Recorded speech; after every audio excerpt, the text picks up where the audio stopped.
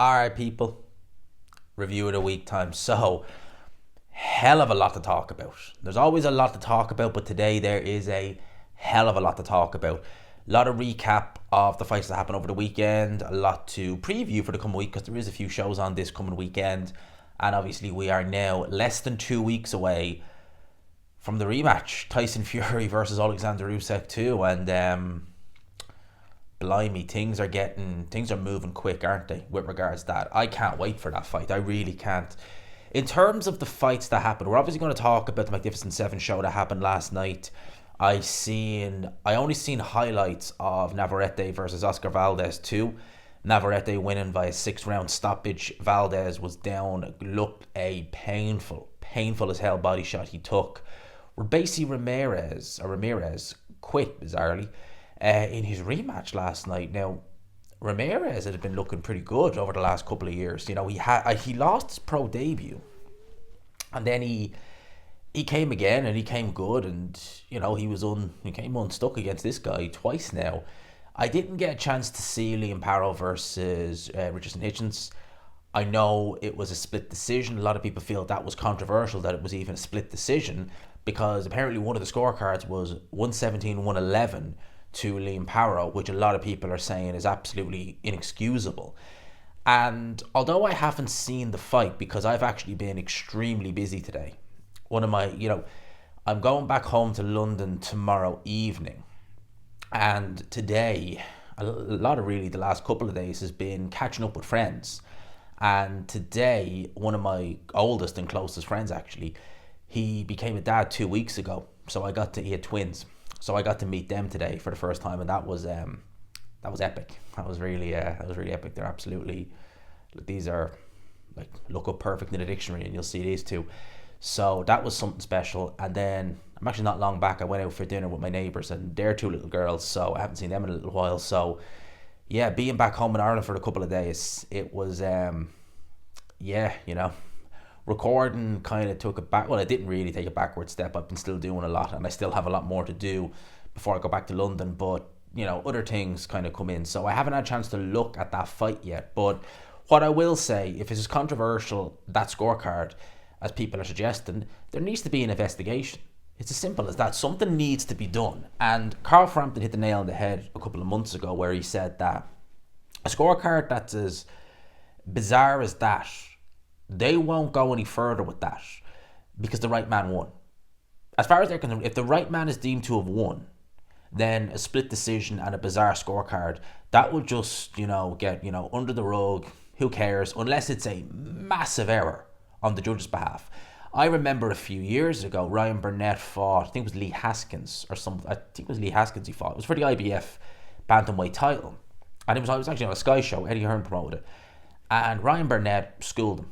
Completely outclassed him. It may as well have been a shutout. I think it might have actually been a shutout on maybe one of the judges' scorecards. That fight was ruled and scored a split decision. And the only reason it was scored a split decision was because inexplicably, I think the judge was Italian. Inexplicably, he mixed up both boxers. So he thought he was scoring the rounds for Ryan Burnett, when in actual fact he was scoring the rounds for Lee Haskins. Now, as far as I'm aware, I don't think he's judged again, which is that's a stupid error to make. Absolutely, that's the word I would use. That's absolutely a stupid error for a judge to make.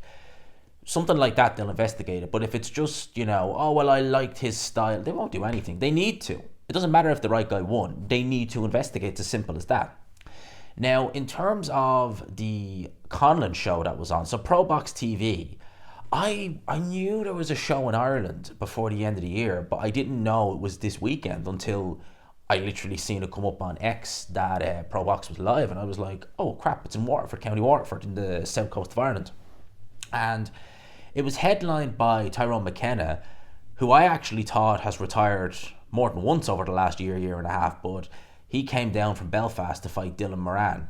Now, Dylan Moran, he fought Florian Marcoux. I forget what show that was on. I know it was on a boxer show last year. And I said at the time, he'll get knocked out pretty quickly, maybe in a round. And he did. He got knocked out in a round. He's no chin, Dylan Moran. No chin to speak of.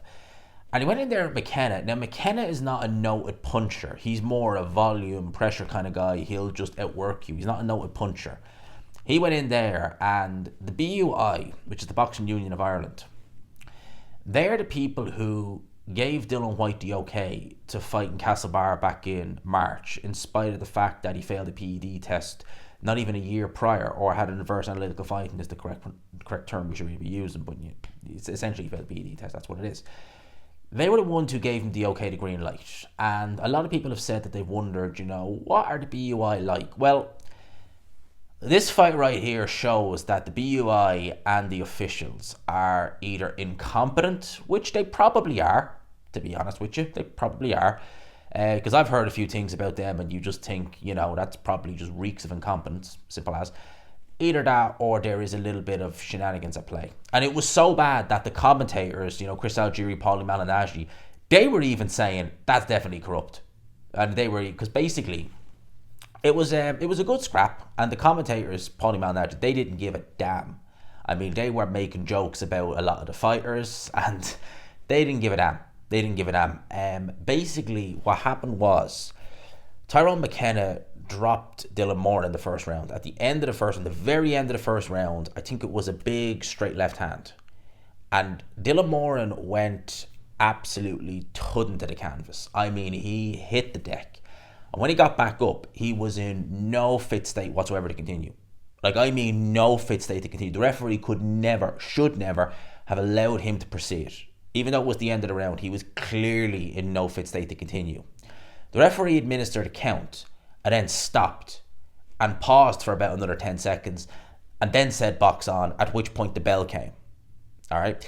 That was just complete nonsense. He gets dropped again towards the back end of the second round, and actually the commentators correctly pointed out that no, he was not as hurt this time around as he was the first time, and then he waves it off. It was just absolutely bizarre.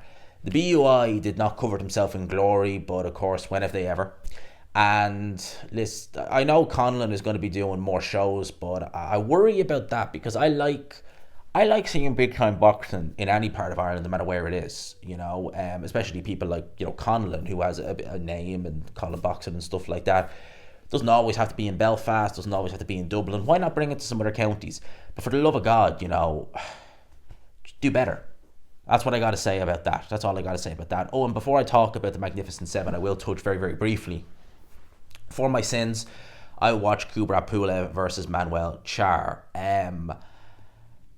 Oh boy, that was a sight to behold, to say the least. Not a good sight either.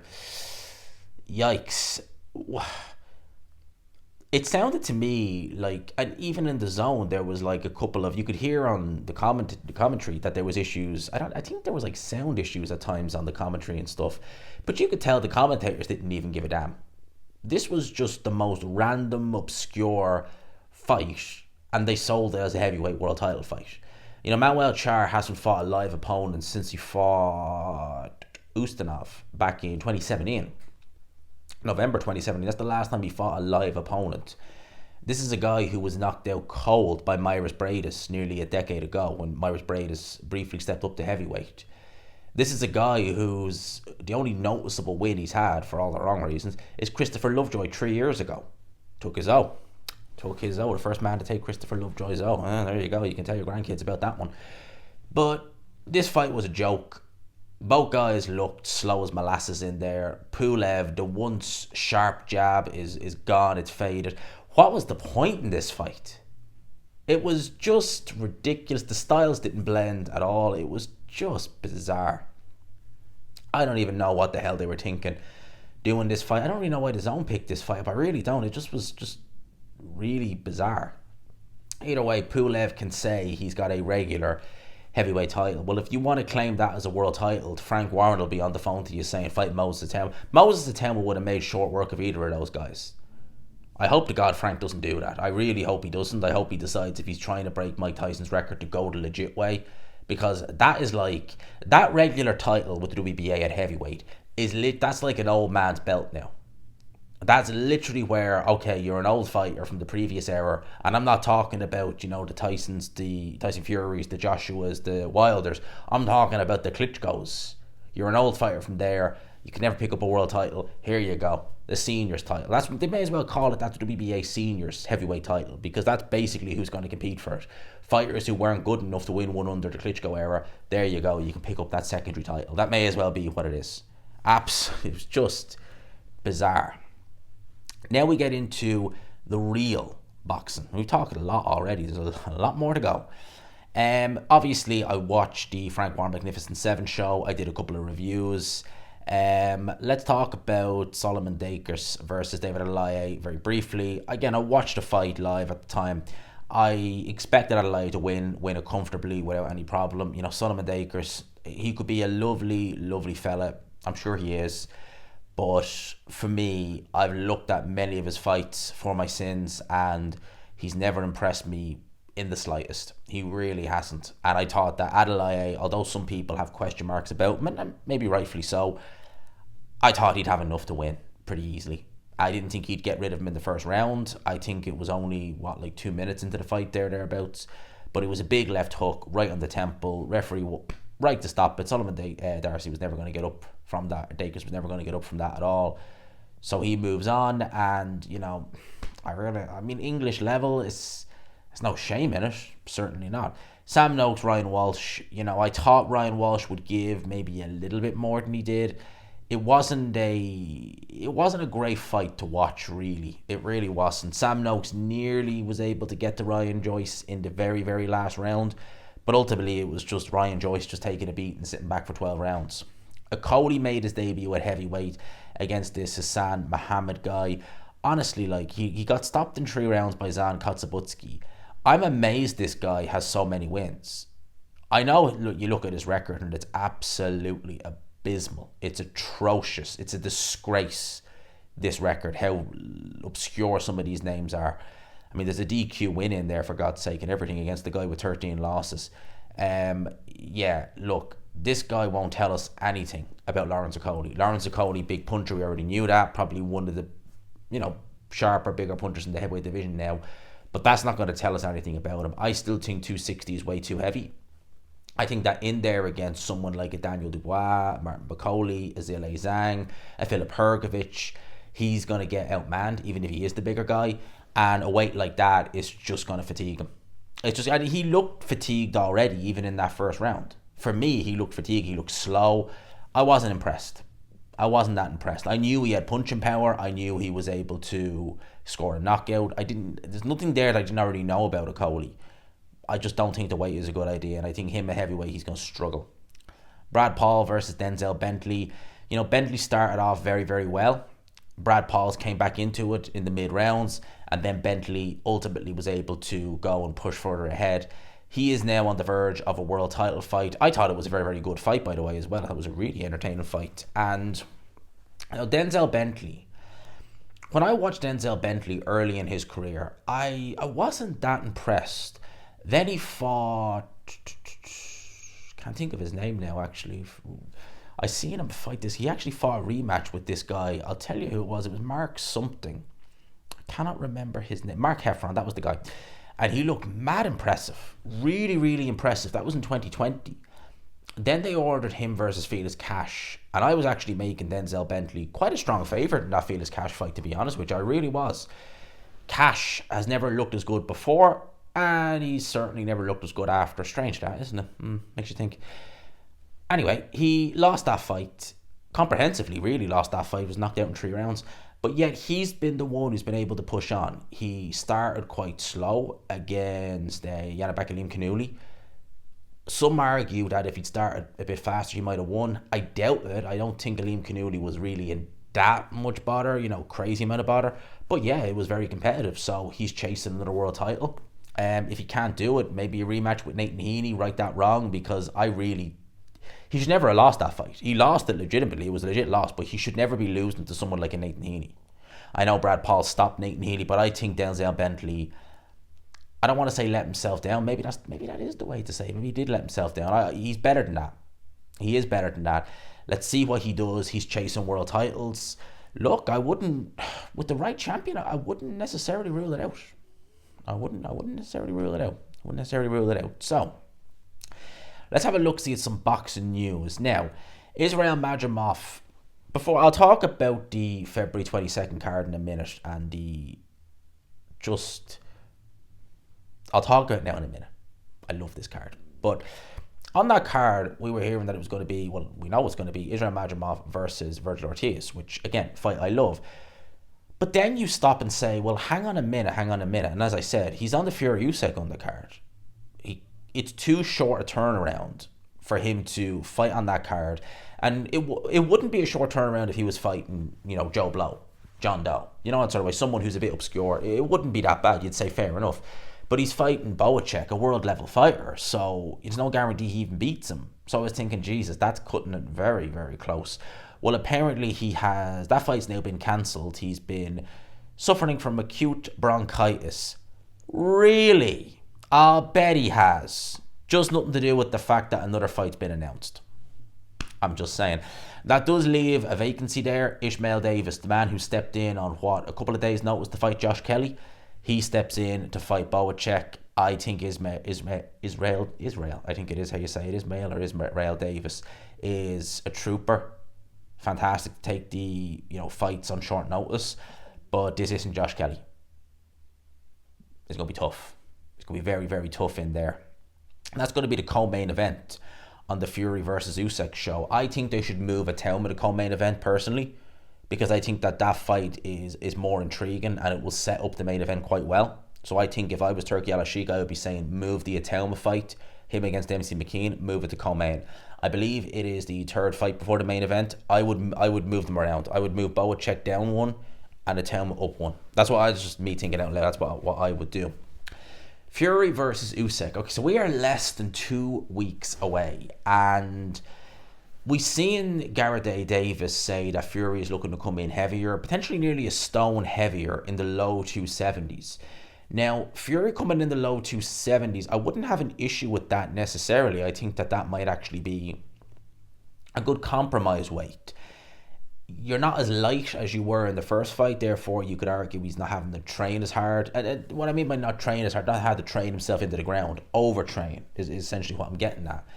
And I think he will be heavy enough that he'll maintain strength, but it won't hamper his stamina that much.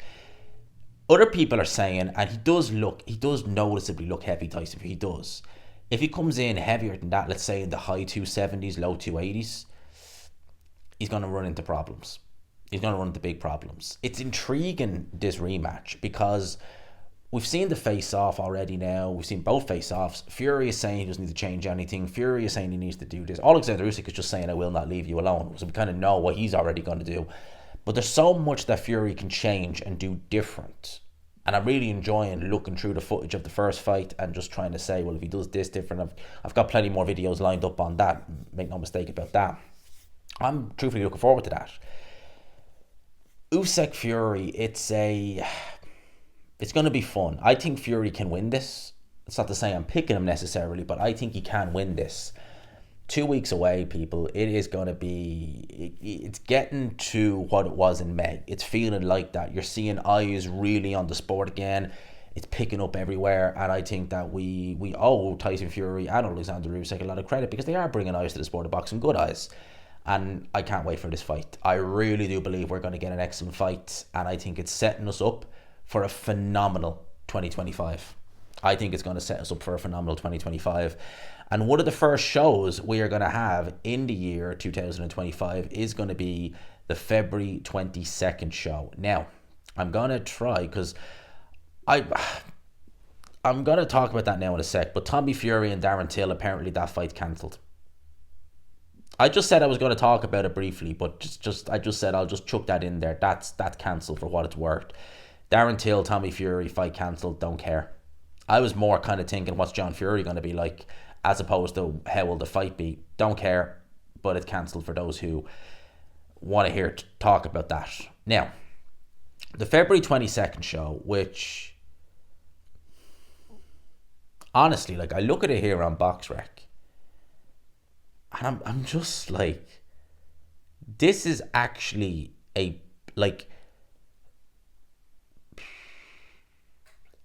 just look at it and I'm just like, this is actually a show, an actual boxing event. I've never seen anything like it. Zile Zhang, Ajay Kabayel, Shakur Stevenson, Floyd Schofield, Joshua Boatsi, Callum Smith, Virgil Ortiz, Israel Majimov, Carlos Adames, Hamza Shearer, Daniel Dubois, Joseph Parker, Artur Beterbiev, Dmitry Bivol too. I mean, I don't know what to say. That is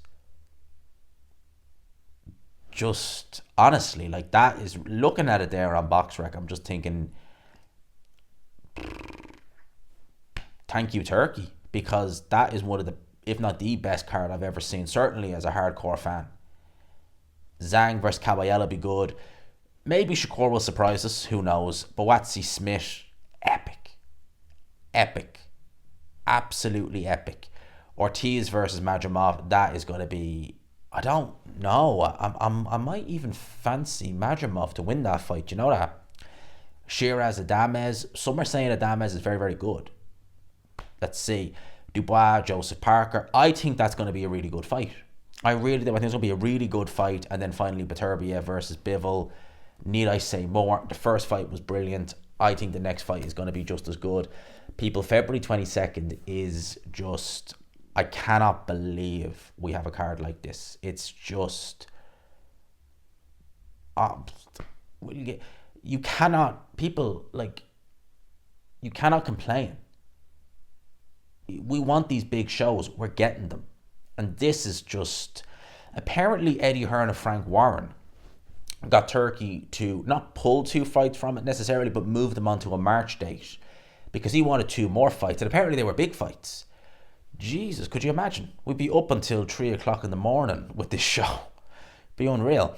Also, apparently Bob Arum has revealed they are actually set to meet with Dazn amidst rumours of their broadcast deal with ESPN not being renewed. Interesting. So Bob Arum to Dazn as well, potentially. Now, if he goes to Dazn, it is a bit of a worry because, well, it is and it isn't. It's a bit of a double-edged sword because then you will, like, be easy to make these big fights because they're all under the one platform. But the problem is, you worry then, are they going to monopolize it a little bit? And, you know, in some cases that's not a bad thing, but then in other cases it kind of can be, because you're giving one network just way too much power. But then the counter argument to that is, but gee, do you remember the old days? I know Showtime and HBO in the States, they were the 2 networks. They did occasionally do business, but if you were on Showtime, chances are you wouldn't be fighting the HBO fighter. Chances are. They did obviously occasionally do, you know, separate broadcast or, you know, co-broadcast, but that was the issue. If they were all on the one network, no issue, you know. So Bob Arum to Dazn, let's wait and see. Let's watch the space with that one. I think that's pretty much it. So I will leave it there, people. I hope you enjoyed the video. I hope you enjoyed the settings, the old original. Do you know what? I like doing videos here. I have to say, well, obviously it's my home, but I thought they came out pretty well. I'm back in my flat in London tomorrow. I made a bit of a boo-boo because I'm literally back for Christmas on Friday to here, and I'm here until the new year. So I probably shouldn't have even gone back. But look, I'm going to go back and see some friends in London, and we'll be back here next week. Next Friday, we'll be back doing videos here until January, and then I'm back in London full time. So, you know, we're doing things. We're having fun. And, you know, I think that with the way this year has gone and looking how next year may go, I think we're on to some good things over there. I really do. I think we're on to some good things over in London. I look forward to spending more time over there, getting the more events. And, yeah, I appreciate everyone who's locked in. Hit 21,000 subscribers over the weekend as well. And we're already nearly at 21,050. So, you know, let's try and see how quick we can get to 22. You know, we're doing well. Subscribers are growing, the channel is growing, the views are good, and thank you to everyone who locked in. You know, bit of a long-winded one here, but thank you to everyone who locked in. I greatly appreciate it. And until next time, which will be later on Monday evening, until next time, hope you enjoyed it. Peace.